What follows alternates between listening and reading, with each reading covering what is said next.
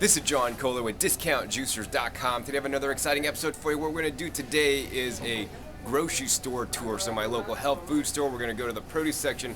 I'm going to share with you guys how to pick out the best produce for juicing and what I look for in produce when I'm going to juice it.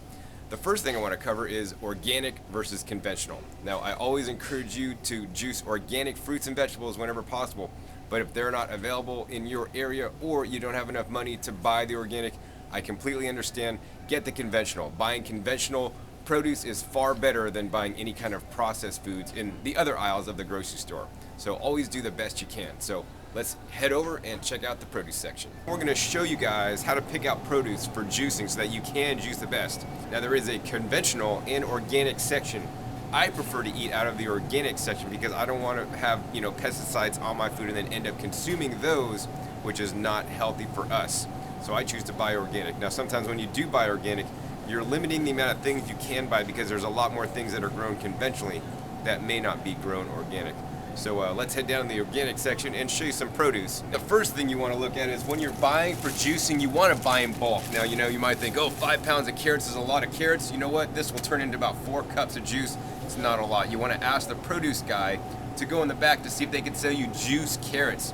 They're going to be much less expensive and you're going to buy them in bulk, maybe by like the 25-pound bag for much less money. Why don't we go ahead and look at some heirloom carrots, which I would actually encourage you to buy over these guys, but the heirloom carrots can get quite expensive. These are the heirloom carrots right here, and you can see these come in all different beautiful colors. Not only do they have the orange, but they got the purple, and they got even yellow ones, like a dark yellow and a light yellow. Now I prefer to juice these because these are much lower in sugar than the standard orange hybridized carrots. But these guys are also a pretty penny. It's $4 for just a small bunch. So I would encourage you to grow your own heirloom carrots. Carrots are actually pretty easy to grow. Next you see we have celery here, and celery is a great thing to juice. Celery should be the base of your juice. You should juice a lot of celery and something like cucumbers as the base. And some people may use carrots, but I prefer to use things like celery and cucumbers instead that aren't as high in sugar. That being said, drinking fresh carrot juice is always better than drinking a canned soda or even bottled juices from the store. When choosing celery, what you want to look for is you want to look for a nice deep green stalk. If it's kind of turning yellow, that means it's getting old. And obviously, when picking out produce, you want to get the largest bunch you can because usually they're sold by the each. All the produce you get should be fresh, right? Crispy, not wilty or soft. Here's the lettuce. One of the things I like to juice a lot is lettuce, and especially if it's on sale. So you want to look for the sales, shop the sales, especially when you're juicing. You're going to burn through a lot of produce. So here's the organic romaine and green lettuces today, and the red lettuces are on sale. So actually, I would prefer to juice the romaine. They're a little bit more juicier, especially down by the stalk, than some of the other kinds. The other kinds, they're probably better for eating or even blending. Another thing you want to juice when you're juicing is the leafy greens. Leafy green vegetables are some of the most nutrient-dense produce on earth. So when you are going to pick leafy greens from your supermarket, you want to look for nice fresh ones. Here, they're doing something really smart. They're actually putting their leafy greens in water. So this will keep them fresher longer. So look for a grocer that does that. Other than that, you want to basically buy leafy greens from your farmer's market, your local farmer's market, or better yet, grow them yourself and pick them as you need them. So when picking the leafy greens, you want ones that aren't all folded over and wilty. You want them nice and fresh and firm, and actually these guys look pretty fresh here. The other thing you want to remember is when you're juicing, you want to juice a wide variety of things. So you might get chard this week, and maybe next week you're going to go for some dino kale or lacticino kale. This is also called black kale because it's so dark and got curly leaves. This may have a strong flavor, but this stuff is really nutrient dense. Another thing I want to remind you guys is that you want to eat your foods of color. So here's actually some purple kale. So, this week do purple kale, next week do the lacticino kale, then do the regular green kale, even do some mustard greens, but don't juice a lot of them. They can get quite strong. Another thing people often juice are like the spring mixes. You could buy it in bulk here. Now, juicing the spring mixes and spinach, I don't really recommend. I'd rather you juice real leafy greens. They're going to juice a lot better, especially depending on the style of juicer you have. So always encourage you to juice the big stuff unless this is all you could get. Well then, get a single auger juicer or a slow running juicer like a twin gear juicer. That's going to juice the greens a lot better than your centrifugal ejection style juicers. Like I said earlier, I like to juice cucumbers as the base of my juice. Now you could just use the standard cucumbers. Standard cucumbers can be waxed, and especially if they're not organic, they can be using maybe some waxes that aren't so good. And plus the regular cucumbers usually have a bitter skin. So instead what I like to juice are these guys right here. These guys are called actually hothouse cucumbers, or sometimes also called English cucumbers. Now when selecting a cucumber to juice, it's very important. You want to squeeze that cucumber. This part of the cucumber here, right here, is getting real soft, and this would not be a good candidate for juicing. So I'd go back and pick another one that hopefully is not quite as soft. And if all these were soft, well, then maybe I'd have to go with these guys. Of course, you could also juice things like zucchinis and pretty much like cucumbers, but I prefer to juice cucumbers instead. But zucchinis could also be the base of your juice. Once again, very important to select them nice, hard, and firm. When they get a little bit bendy like this, not optimal for juicing. Another really good thing to juice is things on sale, including cauliflower. Cauliflower juices up great, and it actually tastes really good as well, and it's on sale this week. So if you're buying beets to juice, instead of just buying the loose beets like this, you might want to consider buying the beets with the greens. Not only do you get the beets to juice, but you can also juice the beet green. They're related to spinach very closely, and chard, and actually have a nice, interesting flavor. So I wouldn't necessarily juice a lot of them. And you'll also get the benefit of the nice red stalks on the beets, which will add a nice red pigments to your juice. And once again, we want to juice things of color. Probably by far my favorite vegetable here, this whole section, is this guy right here. This guy, you might be thinking, hey John, is that like ginger? No, this is not ginger, man. This is turmeric. Turmeric is very high in curcumin, and it's rich in antioxidants. I would encourage you to always juice just a little bit of turmeric in your juices. Turmeric will also make nice dark stains on your juicer and even on your clothes. So be careful and just drink it down the hatch and get some of those deep, rich pigments in you that may be very beneficial for your health. Another thing I like to juice a lot is cilantro and parsley. They are so good. It's purported that cilantro could help you detoxify things like heavy metals, and parsley, it's just an amazing herb. And sometimes I'll just make salads out of parsley and cilantro, but they're definitely excellent to, put a handful in your juice all the time. Now, too much of this stuff can make your juice really strong, and I don't advise it. That being said, once again, they're storing these in water, so they're nice and fresh at this store. Otherwise, once again, shop your local farmer's market, or better yet, grow yourself. When looking for produce to buy, you always want to look out for the produce. Like here's all this looks really nice, but then by the bottom, it's turning yellow. You don't want to buy things that have a lot of yellowing. That means it's kind of getting old and past its prime. If a little bit of the produce is turning yellow, that means the rest is soon to follow. So, pick through and buy bunches that are large and don't have a lot of yellowing. Now, don't forget about your bitter greens when juicing. Here they have some dandelion greens. Yes, these are the same dandelion greens that are probably grown in your front yard as weeds, but you could buy them here organic, and they're only $3.49. So why don't you go pick some out of your yard, or better yet, grow your own.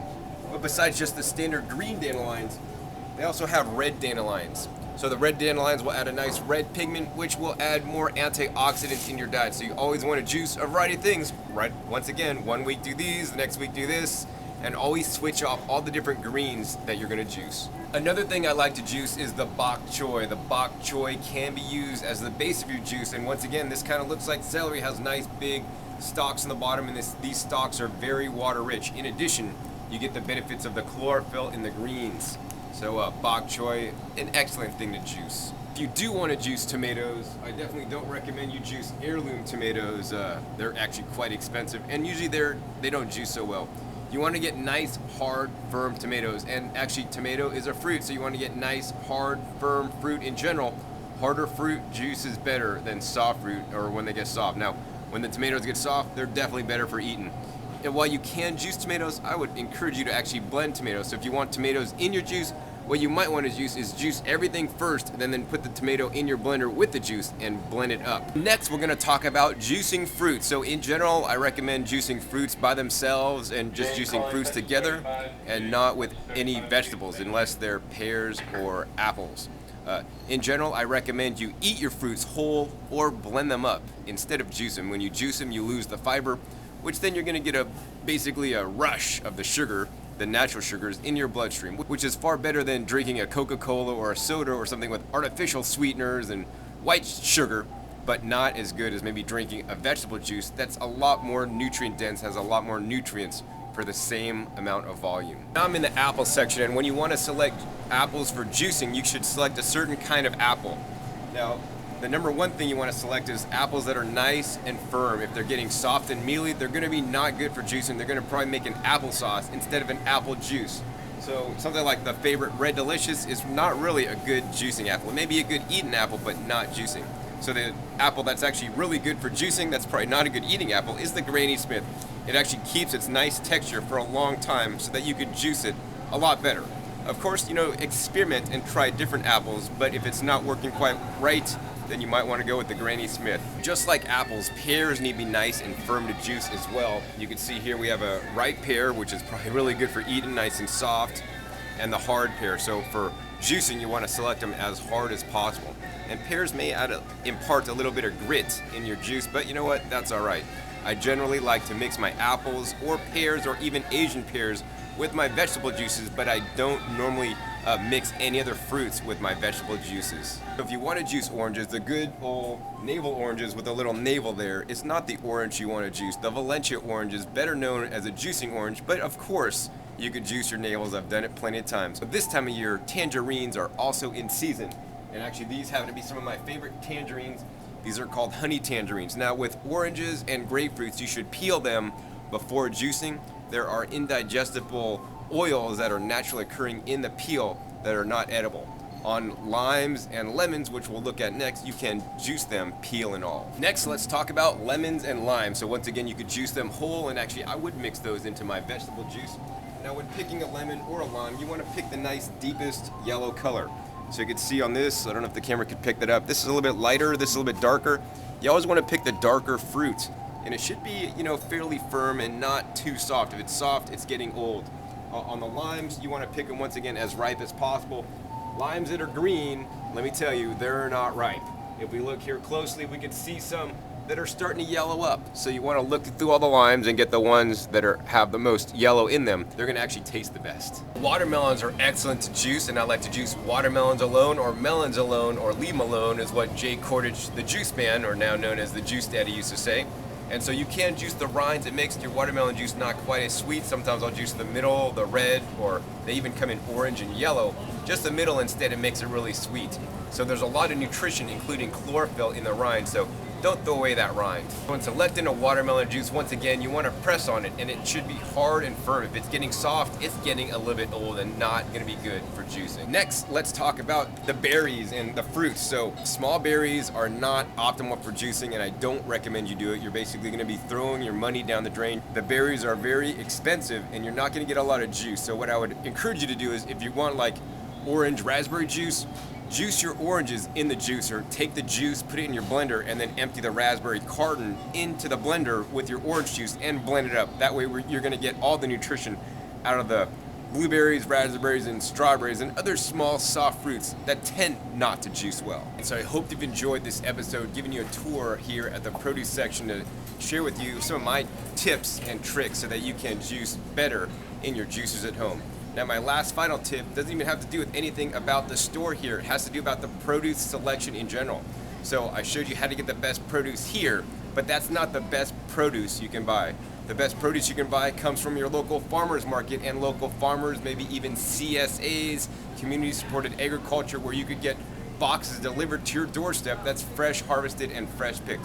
But even better than that, we're standing in front of a seed rack, and you can grow your own produce at home. Even if you have just a standard residential tract home, you can grow a lot of produce where your front yard used to be. And actually that's what I'm doing on my other YouTube channel, growingyourgreens.com. So check that out if you want to learn how to truly grow the best produce possible. Once again, my name is John Kohler with discountjuicers.com. Be sure to visit discountjuicers.com/YouTube for special promotional offers for our YouTube visitors.